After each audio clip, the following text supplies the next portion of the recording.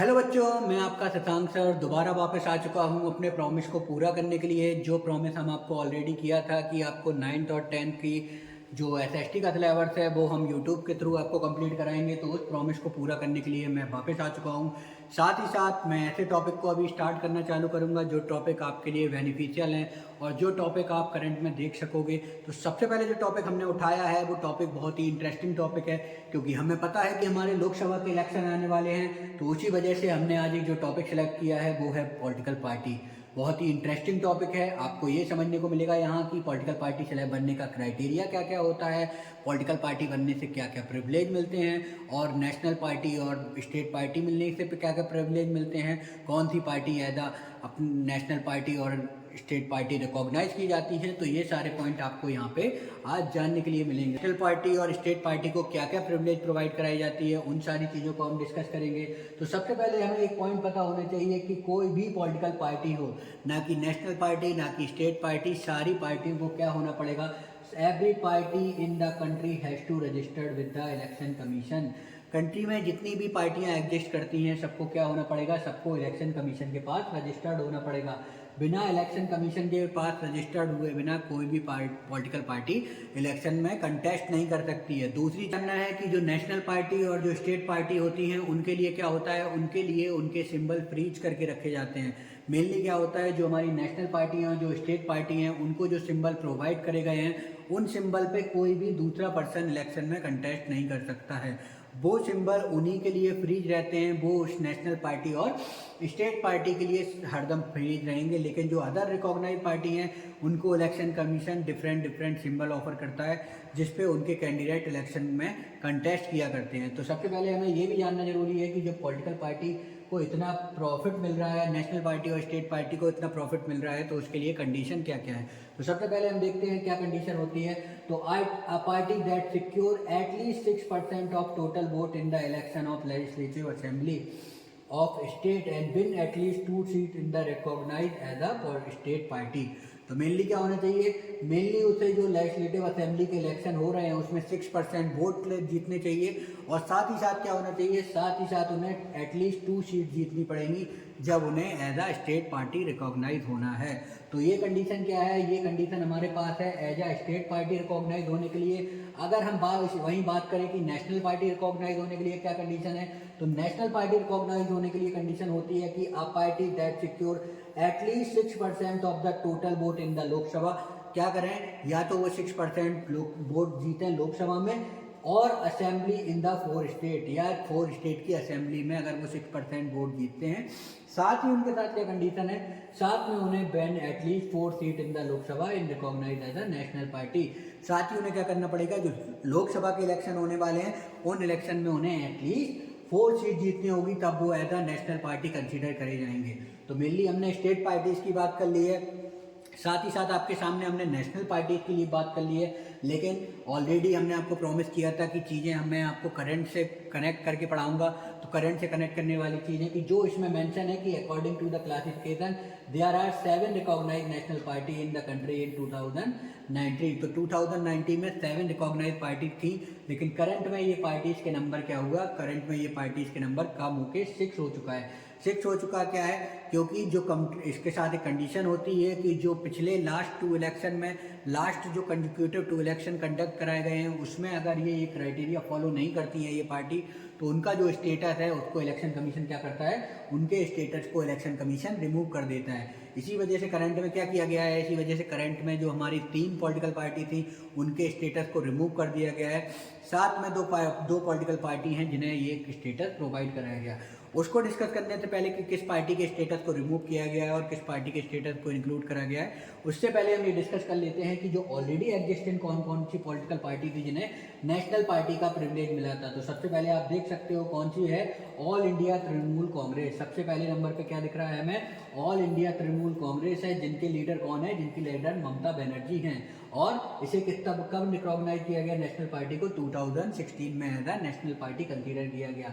Second बात करोगे तो सेकंड हम बात करेंगे तो सेकंड हमारी पार्टी कौन सी है, बहुजन समाजवादी पार्टी।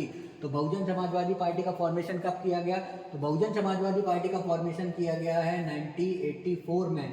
जिसके लीडर कौन थे, काशीराम जी जिसके लीडर थे। तो ये हमारी बहुजन समाजवादी पार्टी हो गई है। इनके सिंबल्स भी आप देख सकते हो। साथ ही साथ अगर हम आगे बढ़ते हैं तो जो करंट में हमारी रूलिंग गवर्नमेंट है, जो करंट में जो पार्टी रूल कर रही है, उस पार्टी का नाम क्या है? उस पार्टी का नाम है हमारा भारतीय जनता पार्टी। करंट में जिस गवर्नमेंट की सेंट्रल लेवल पे गवर्नमेंट का फॉर्मेशन किए हुए है वो कौन सी गवर्नमेंट है? हमारी भारतीय जनता पार्टी। किसने किया था? श्यामा प्रसाद मुखर्जी। तो भारतीय जनता पार्टी का फॉर्मेशन किसने रखा था? स्टार्टिंग में जो इसे भारतीय जनसंघ रखा गया था, जो 1951 में भारतीय जनसंघ बनाया गया, उसको बाद में क्या करके चेंज करके हमने क्या नाम दे दिया? भारतीय जनता पार्टी का नेम दे दिया। नेक्स्ट हम बात करेंगे किस पार्टी की? नेक्स्ट हम बात करते हैं नेक्स्ट नेशनल पार्टी की बात करते हैं। तो नेक्स्ट नेशनल पार्टी कौन सी है हमारी? नेक्स्ट नेशनल पार्टी हमारी है कम्युनिस्ट पार्टी ऑफ इंडिया, यानी कि इसे क्या बोलते हैं? इनका नाम है CPI, communist party of India का नाम दिया जाता है। तो सीपीआई है, तो इसका फॉर्मेशन कब हुआ? इसका फॉर्मेशन हुआ 1925 में। ये किस आइडिया पे बनी थी? ये मार्क्सिस्ट और Leninist, Marxist and Leninist and the secularism and democracy. तो इस आइडिया पे इस पार्टी का फॉर्मेशन किया गया था, कम्युनिस्ट पार्टी ऑफ इंडिया का। नेक्स्ट पॉलिटिकल पार्टी की बात करेंगे तो नेक्स्ट पॉलिटिकल पार्टी हमारी कौन सी है? नेक्स्ट पॉलिटिकल पार्टी हमारी है कम्युनिस्ट पार्टी ऑफ मार्क्सिस्ट। अब ये चीज़ आपको समझनी है कि जो कम्युनिस्ट पार्टी ऑफ मार्क्सिस्ट है हमारी, जो कम्युनिस्ट पार्टी ऑफ मार्क्सिस्ट है, कम्युनिस्ट पार्टी ऑफ मार्क्सिस्ट का फॉर्मेशन 1964 में हुआ। और ये भी क्या करते थे? ये भी मार्क्सिस्ट और लेनिनिस्ट के आइडिया को सपोर्ट करते थे। मेनली क्या होता था? कम्युनिस्ट पार्टी और जो मार्क्सिस्ट है उसका फॉर्मेशन जनरली किससे हुआ? कम्युनिस्ट पार्टी ऑफ मार्क्सिस्ट का फॉर्मेशन, जो हमारी already communist party of India exist करती थी, उससे हमने कम्युनिस्ट पार्टी ऑफ मार्क्सिस्ट का फॉर्मेशन किया।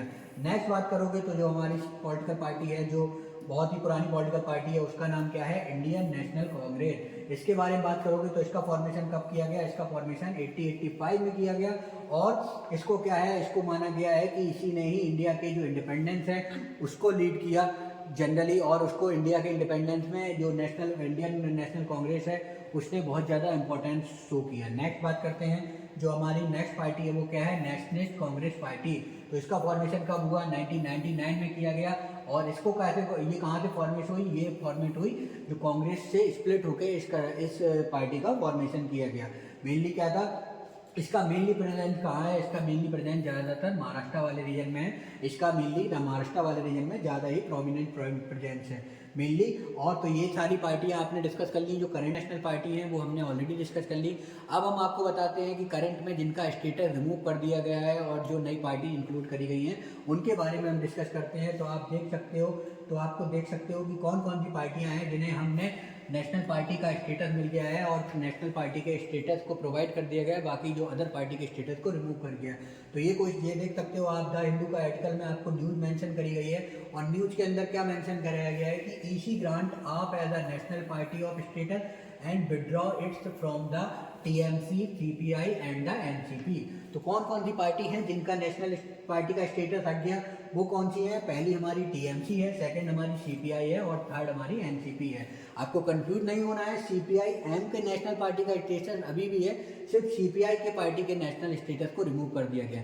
साथ ही साथ क्या है? साथ ही साथ जो आम आदमी पार्टी है उसको क्या कर दिया गया है? उसको नेशनल पार्टी का स्टेटस मिल गया है। सेकंड और बात कर लेते हैं, एक चीज़ और बात करते हैं कि कौन कौन सी एक पार्टी आपको अभी भी मिसिंग दिख रही होगी, कि जो आपकी एक पार्टी अभी भी मिसिंग है वो पार्टी कौन सी है? आपने देखा है कि 3 रिमूव करी गई हैं और 1 ऐड हुआ है, इसका मतलब एक पार्टी अभी भी मेंशन है। तो वो पार्टी कौन सी है? वो पार्टी हमारी नॉर्थ ईस्ट की एक मोस्ट इंपॉर्टेंट पार्टी है जिसका नाम है नेशनल पीपल पार्टी।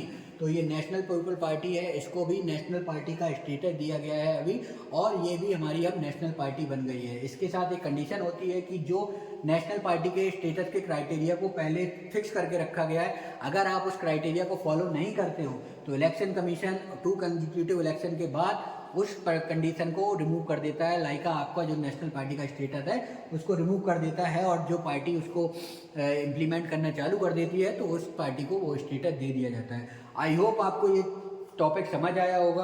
अगर आपका कोई भी डाउट हो आप कमेंट सेक्शन में दोबारा से पूछ सकते हो, और साथ ही साथ अगर आपको और डीप इसका डिस्कशन चाहिए है तो वो भी आप कमेंट में मेंशन कर सकते हो। मैं आपको शॉर्ट वीडियो के थ्रू ये सारी चीज़ें एक्सप्लेन करने का ट्राई कर रहा हूँ। अगर आप डिटेल एक्सप्लेनेशन चाहते हैं तो इसका आप कमेंट में मेंशन कर सकते हैं। तब तक के लिए थैंक यू, और देखते रहिए YouTube channel learning with SP.